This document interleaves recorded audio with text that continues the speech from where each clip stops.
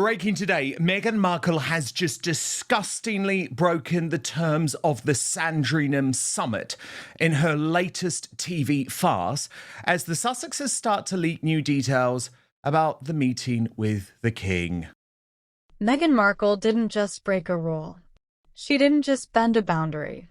According to high-level palace insiders, she has actively defied the late Queen Elizabeth II's dying wishes, and the response currently brewing behind closed doors at Buckingham Palace is absolutely brutal. For the past few years, a fragile, unspoken peace treaty has kept the Sussexes afloat in Hollywood. It was their golden shield, their ultimate leverage against the media, and their remaining link to legitimate global prestige. But that shield just went up in smoke. Because Meghan Markle made a massive, highly public miscalculation. She went on television and thought she could outplay the crown. This TV appearance goes against both the clear law of the Sandringham Summit, if only it was enforceable by law. Lock her up! Lock the traitor up! But also actually the moral code of what the Sandringham Summit was all about. Create a dish fit for a Duchess, be paid on a commercial television project to do that. You are breaking the Sandringham Summit. You are not listening to what the late Queen wanted. The law has been broken. The moral code has been shattered. And King Charles is reportedly furious. Today, we are pulling back the curtain on the secret clauses of the Sandringham Summit, the exact Hollywood TV stunt that triggered this multi-million-dollar disaster, and the active, devastating consequences Charles is preparing to unleash. This isn't just family drama anymore. This is an all-out war for survival. To understand why King Charles is experiencing what sources describe as unprecedented fury, we have to travel back to January 2020, to a cold, dreary Monday afternoon in Norfolk, England. This was the day of the Sandringham Summit, a historic emergency meeting called by a grandmother who was not just a family matriarch, but a reigning monarch fighting to protect a 1,000-year-old legacy. Imagine the room. The long, mahogany-paneled library at Sandringham Estate. The smell of old paper, wood smoke, and absolute panic. On one side of the table sat Queen Elizabeth II, Prince Charles, and Prince William. On the other sat Prince Harry. Meghan was thousands of miles away in Canada, dialed in via what was described as a highly secure, heavily monitored phone line. The Sussexes had just dropped their Megxit bombshell on Instagram without warning the Queen first. They wanted a half-in, half-out deal. They wanted to keep the royal patronages, the military honors, the tax-funded security, and the global prestige. But they also wanted the freedom to fly to California, sign massive commercial deals, and build a billion-dollar entertainment empire. But the Queen, with her decades of steel-cold statecraft, knew a simple truth. You cannot serve two masters. You cannot represent the dignity of the British state on Monday and sell commercial streaming content on Tuesday. The moment the public believes the crown is a commercial business, the magic is gone. So she laid down the law.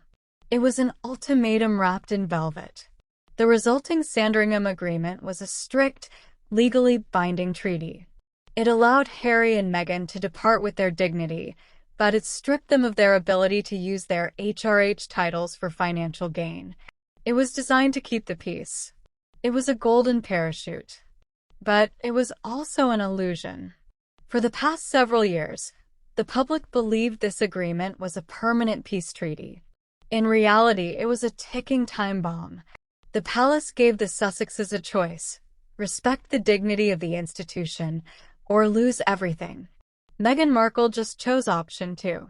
She looked at the late Queen's ultimate compromise and, in a single televised move, decided it no longer applied to her. What was actually in that Sandringham Agreement? It wasn't just a standard legal contract written by corporate lawyers. It was a document woven with what royal constitutional scholars call the moral code of the crown. This moral code is simple. The crown cannot be sold. The British monarchy exists on a delicate foundation of public trust. The moment the public believes the royal family is using their hereditary titles to line their own pockets with American corporate cash, the entire institution crumbles. So, the late Queen Elizabeth wrote a crucial, unyielding clause into the Sandringham Agreement. Harry and Meghan were allowed to retain their titles of Duke and Duchess of Sussex, purely as a gift of family affection, but they were explicitly forbidden from using those titles in any commercial, promotional, or entertainment endeavors that could be perceived as monetizing the monarchy. But here is where the psychological drama deepens. Meghan Markle has always viewed the world through the lens of Hollywood branding. In Hollywood, a title is a unique selling proposition. It's an asset. It's a logo.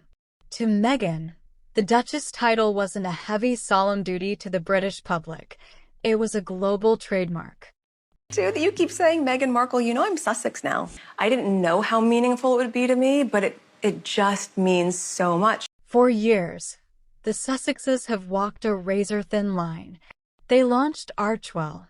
They signed with Netflix. They recorded Spotify podcasts.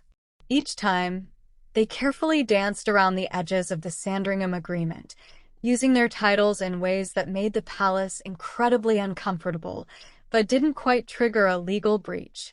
They used the titles on book covers, in podcast introductions, and on promotional websites, always arguing that they were simply using their legal names. But when you play a game of chicken with a 1,000-year-old institution, you eventually miscalculate. The moral code of the Sandringham Summit wasn't just a polite suggestion. It was the only thing preventing King Charles from stripping their titles, cutting off their remaining ties, and castigating them from the family permanently. By violating the spirit of that moral code, Meghan didn't just break a contract. She committed what the palace views as the ultimate act of disrespect to the late Queen's memory. So, what was the match that finally lit this royal powder keg? It wasn't a quiet, behind-the-scenes business deal. It was a highly publicized, glossy American television appearance. A broadcast designed to position Meghan Markle not as a former working royal, but as an independent, global lifestyle mogul. Look closely at the visuals of this broadcast. It is now confirmed by the Aussie broadcaster that she asks contestants to create a dish fit for a duchess. To the untrained eye, it looks like a standard celebrity promotion. But to the advisors at Buckingham Palace, every single frame was a calculated provocation. Meghan appeared in a meticulously curated setting. The lighting, the wardrobe, the language. It was all designed to project an aura of effortless royalty, but with a commercial twist. And right there, splashed across the screen, was the title, The Duchess of Sussex. This wasn't an interview about charity. This wasn't a documentary about mental health or global philanthropy. This was a direct commercial pitch. Meghan was using the TV platform to launch her new commercial empire, to promote high-end consumer products, and to build a lifestyle brand designed to generate millions of dollars in private revenue. Do you see the narrative flip here? I am completely disgusted by the fact that confirmation of Ms. Markle as a guest judge on MasterChef Australia shows that she is absolutely making money off her so-called royal connections. For years, Meghan and Harry claimed they wanted privacy. They claimed they fled the United Kingdom to escape the media circus and live a quiet, peaceful life. But this TV appearance proved the exact opposite. It wasn't about escaping the spotlight. It was about controlling the spotlight and turning it into a cash register. And she did it using the exact title given to her by the British state. This TV appearance was a direct challenge to King Charles's authority. It was Meghan saying, "You cannot stop me. The Sandringham Agreement is a relic of the past, and I am going to use my royal status to build my empire, whether you like it or not." It was the ultimate defiance, and it was a match lit right in front of a very dry, very volatile royal haystack. When the footage of that television broadcast reached London, the reaction inside the palace was instantaneous and catastrophic. According to deep-level sources, King Charles III did not just express disappointment. He was described as being in a state of unprecedented fury. To understand Charles's anger, You have to understand the immense pressure he is currently under. He is navigating a challenging reign. He is dealing with personal health battles, a fractured family, and a public that is increasingly cynical about the cost of the monarchy. Every day, Charles is working to prove that the royal family is relevant, dutiful, and worth preserving. And then, his daughter-in-law goes on American television and treats her royal title like a cheap marketing gimmick. Think about the psychological betrayal Charles must feel. When Harry and Meghan left, Charles was the one who quietly supported them. He was the one who funded their transition out of his own private estate, the Duchy of Cornwall, to the tune of millions of pounds, ensuring they had a soft landing in Canada and America. He protected them from the harshest legal retaliations his advisors wanted to unleash. He held out hope for a reconciliation, keeping the door open for his son. But this TV appearance changed everything. It wasn't just a PR headache. To Charles, this was a personal humiliation. It mocked his authority as king. It showed that despite his generosity, despite his patience, Meghan had zero respect for the rules of the institution he has spent his entire life preparing to lead. Behind the closed doors of Clarence House, the king's most senior, ruthless advisors immediately gathered. For years, these advisors have warned Charles that the Sussexes would eventually weaponize their titles for commercial gain. For years, Charles told them to wait, to show mercy. But as the advisors played the clip of Meghan's TV broadcast on the palace monitors, Charles reportedly realized they were right. The mercy was over. The Sandringham agreement had been blown up, not by the palace, but by Meghan herself. And now, Charles was backed into a corner. He had to act. To fully understand how we got to this point of no return, we have to look at the invisible players pulling the strings behind the scenes. This is no longer just a family argument over a Sunday roast.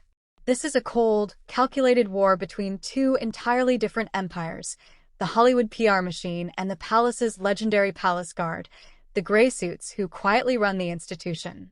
When Meghan Markle stepped foot back in California, she didn't just return to her home state. She plugged directly back into the hyper-aggressive world of American celebrity branding. In Hollywood, the rules of survival are simple. You must stay relevant at all costs. Quiet dignity does not pay the bills. If you are not actively launching a project, securing a brand deal, or appearing on television, you are effectively invisible. And invisibility is the ultimate death sentence for a multi-million-dollar lifestyle brand. This is where the massive cultural clash occurs. The Palace Guard operates on a completely opposite philosophy. They believe in the power of mystery. They believe that the less the public knows about the private lives of the royal family, the more magical and permanent the institution remains. The crown's power lies in its silence, its consistency, and its dedication to service over self-promotion. For the last few years, Meghan's high-powered PR advisors and entertainment lawyers have been pushing the boundaries. They saw the Duchess title as the ultimate golden key, an asset that instantly elevates a standard cooking show, a lifestyle blog, or a retail product into a global luxury brand. To them, the Sandringham agreement was a hurdle to be jumped, a set of technicalities to be bypassed by clever legal phrasing. But the grey suits at Buckingham Palace were not fooled. They watched every trademark application. They monitored every production contract. They saw exactly how the Sussex brand was slowly but surely trying to morph into a parallel commercial court. And this latest television appearance was the final straw. It proved to the palace that no matter how many warnings they issued, the Hollywood PR machine would always choose short-term commercial gain over long-term royal duty. The grey suits have spent decades protecting the dignity of the throne, and they are not about to let a California-based publicity campaign dilute a 1,000-year-old monarchy. The battle lines have been drawn, and the clash between Hollywood commercialism and royal tradition has officially reached its devastating climax. But what about Prince Harry? Where does he stand as this war rages around him? The truth is, Prince Harry is currently caught in the most agonizing, psychologically brutal crossfire imaginable. He is a man torn between two worlds, forced to choose between the wife he loves and the sacred legacy of the family he was born into. Think back to the Sandringham Summit in 2020. Harry was the one who physically sat across the table from his grandmother, Queen Elizabeth II, and his father, then Prince Charles. He was the one who looked his dying grandmother in the eye and gave his word. He promised that they would respect the rules. He promised that they would not cheapen the titles or commercialize the crown. Harry is a prince of the blood. He spent his entire life absorbing the heavy weight of royal duty and military discipline. Deep down, he knows the rules of the game. He knows that the Sandringham Agreement was a generous, unprecedented compromise designed to protect both his freedom and his family's honor. But now, he has to watch as his wife's commercial ambitions systematically dismantle that very agreement on global television. The psychological strain on Harry must be immense. In California, he is surrounded by Meghan's advisors, Netflix executives, and Hollywood power brokers who tell him that his family is outdated, vindictive, and out of touch. They encourage the public narrative of victimhood and defiance. But every time Meghan uses her royal title to launch a commercial venture, Harry is reminded of the promise he broke. He is watching his grandmother's legacy being treated as a marketing gimmick. He is watching his father, a man dealing with massive historic responsibilities and severe personal health battles, being publicly provoked and humiliated. If Harry speaks up and tries to defend the terms of the Sandringham Summit, he risks destroying his marriage and alienating himself from the only support system he has left in America. But if he stays silent, he complicitly supports the destruction of his family's heritage. He is a man with no safe harbor, trapped in a golden cage of his own making, forced to watch as the bridge back to his homeland is permanently burned. For years, the public has wondered, if Meghan breaks the Sandringham Agreement, what can King Charles actually do about it? Is he powerless to stop them from across the Atlantic? The answer is a definitive, terrifying no. King Charles has a massive arsenal of retaliatory options on the table, and according to those close to the palace, his advisors are urging him to use them. The hammer is about to drop, and the consequences will be swift, public, and permanent. First and most devastating is the formal stripping of their remaining titles. While some believe this requires an act of parliament, Charles has the absolute authority to issue a letters patent or support a quiet legislative push to strip Harry and Meghan of their Duke and Duchess of Sussex titles. To lose those titles would be a fatal blow to their global brand. Without the Duchess prefix, Meghan is no longer a unique global icon. She is simply another Hollywood celebrity competing for attention in a crowded market. Second is the total, permanent removal of any path back to the United Kingdom. Up until now, Charles has kept a tiny sliver of hope alive, refusing to completely close the door on his son. But by blowing up the Sandringham Agreement, the Sussexes have proven they cannot be trusted with any level of access to the royal fold. The palace is prepared to formally declare that under no circumstances will the Sussexes ever be welcomed back to public royal duties. Third is the absolute freezing of any remaining financial trusts, security coordination, or property access. Harry and Meghan have already lost Frogmore Cottage, but the palace is prepared to go much further, ensuring they are treated as completely private, unrelated citizens with zero privileges, zero access to royal estates, and zero taxpayer-funded security assistance. But the true nuclear option being discussed is a formal royal decree from King Charles himself. Charles is prepared to release an official public statement explicitly distancing the British crown from any and all commercial, media, and lifestyle endeavors associated with the Duke and Duchess of Sussex. This would be a public disavowal, a warning to global brands and television networks that any business deal with Meghan has absolutely no connection, validation, or support from the British royal family. It would render their royal status completely worthless in the business world overnight. This brings us to the ultimate tragic irony of this entire royal drama, the great narrative flip that Meghan Markle never saw coming. In her race to secure financial independence, to launch global brands, and to dominate the American media landscape, Meghan has walked directly into a self-sabotaging trap. She believed that by breaking the Sandringham Agreement and defying King Charles, she was finally winning her freedom. She believed she was proving that she didn't need the palace's permission to succeed. But the reality is far more brutal. The only reason Hollywood networks, streaming giants, and major global brands were willing to pay the Sussexes tens of millions of dollars in the first place was because of their proximity to the British crown. They were buying the mystique. They were buying the connection to a historic, prestigious, and exclusive institution. They wanted a piece of the royal magic. By completely severing that connection, by treating her title as a cheap marketing tool and turning the king into an active enemy, Meghan has drained the very well she is drinking from. Once the public disavowal happens, once the titles are stripped or rendered meaningless, and once the door to the palace is permanently slammed shut, the mystery is gone. The exclusivity vanishes. Meghan is no longer a fascinating, mysterious duchess living in California. She's just another celebrity selling lifestyle products. She traded a lifetime of historic global prestige for short-term television ratings and commercial contracts. She thought she was outsmarting a 1,000-year-old institution, but she failed to realize that the institution's silence is its greatest weapon. The Crown did not have to fight a loud PR war in the media. All Charles had to do was let Meghan show her hand, step back, and watch as she systematically dismantled her own leverage. In the end, the destruction of the Sandringham Agreement won't be remembered as a victory for Meghan's Hollywood empire. It will be remembered as the moment she traded her crown for a commercial, only to realize too late that without the crown, the commercial is worth nothing. The peace treaty is dead. The king has made his decision, and the fallout from this TV stunt is set to reshape the royal family forever.